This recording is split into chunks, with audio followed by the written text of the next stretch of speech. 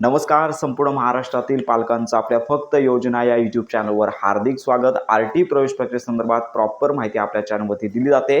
Almost RT प्रवेश प्रक्रियेसाठी online form भरण्याची मुदत 31 मार्चपर्यंत होती.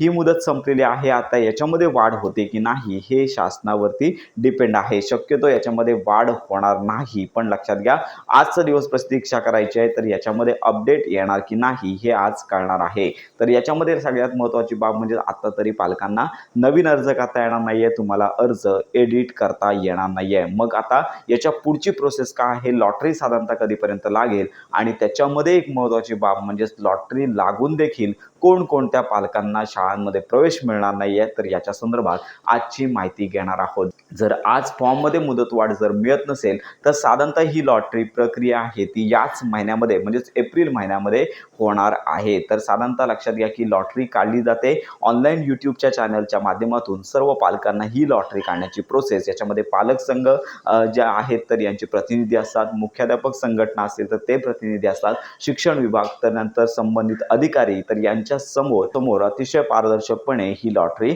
काढली जाते. आणि लॉटरीचा कार्यक्रम झाल्यानंतर 2 ते 3 दिवसानंतर जी आकडेवारी लक्षात घ्या की जो चार्ट तयार होतो त्याच्यानुसार लॉटरीची प्रोसेस सर्व शाळांमध्ये ज्या जागा उपलब्ध आहेत याच्यानुसार केली जाते. आणि साधारणतः या महिन्यामध्ये साधारणतः जो एप्रिल महिना आहे तर याच्या दुसऱ्या किंवा तिसऱ्या आठवड्यापर्यंत लॉटरी लागण्याची शक्यता आहे. कारण का जोपर्यंत लॉटरीची प्रोसेस करण्याचा कार्यक्रम होत नाहीये तोपर्यंत लॉटरी काढली जात नाही. तर याच्यामध्ये लक्षात घ्या की अनेक पालक हे फॉर्म भरत असतात, तर याच्यामध्ये ऑनलाईन फॉर्ममध्ये जर स्पेलिंग मिस्टेक असेल तर एक महत्त्वाची बाब म्हणजे की अर्जामध्ये जर स्पेलिंग मिस्टेक राहिली तर यामुळे कदाचित तुमचा अर्ज रद्द होऊ शकतो. याचबरोबर चुकीची माहिती देणारे पालक देखील म्हणजेच फॉर्म भरलाय पण त्याच्यामध्ये दिलेली माहिती चुकीची आहे, म्हणजेच ॲड्रेस चुकीचा असेल आणि त्याचबरोबर जी लोकेशन दाखवलेली आहे ती चुकीची असेल, घर वेगळं असेल, लोकेशनमध्ये ॲड्रेस वेगळा असेल, तर अशा प्रकारचा जर तुमचा जर डेटा मिसमॅच असेल तर तुमचा अर्ज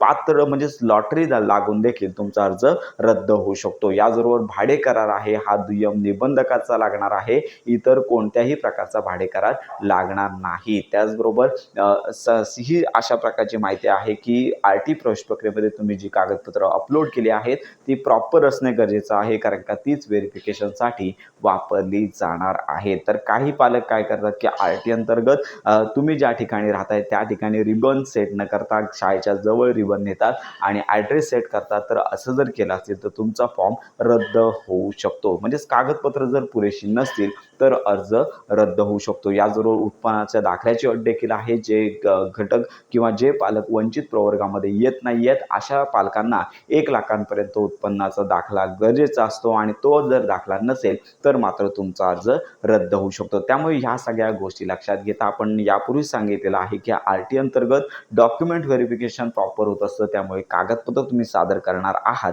ती तुमची ॲक्युरेट असली पाहिजे. आणि याचबरोबर एडिटचा ऑप्शन देखील यापूर्वी उपलब्ध झाला होता, त्यामुळे अनेक पालकांनी फॉर्म करेक्ट करून घेतलेले आहे. त्यामुळे साधारणतः लॉटरी आहे एप्रिल महिन्याच्या 3ऱ्या ते 4थ्या आठवड्यामध्ये लागण्याची शक्यता आहे. परंतु जोपर्यंत आरटी लॉटरीचा कार्यक्रम होत नाहीये तोपर्यंत या संदर्भात कन्फर्म अशी तारीख देता येत नाहीये. आणि आज साधारणतः मुदत ऑलमोस्ट संपलेली आहे. याच्यामध्ये जर वाढ होत असेल तर आपण माहिती देणारच आहोत. तर अशा प्रकारची महत्त्वाची माहिती आहे की आरटी प्रवेश प्रक्रियेसंदर्भातली लॉटरी आणि त्यानंतर लॉटरी लागून सुद्धा काही कागदपत्रांची जर चुकी राहिली असेल तर तुमचा अर्ज रद्द होऊ शकतो. त्यामुळे तुमच्या अर्जांमधील जी कागदपत्रे आहेत ती परफेक्ट असणं गरजेचं आहे. तर अशा प्रकारची ही महत्त्वाची माहिती संपूर्ण महाराष्ट्रातील जे पालक आहेत ज्याने आपल्या पाल्याचा आरटी अंतर्गत फॉर्म भरलेला आहे अशांपर्यंत नक्की शेअर करा.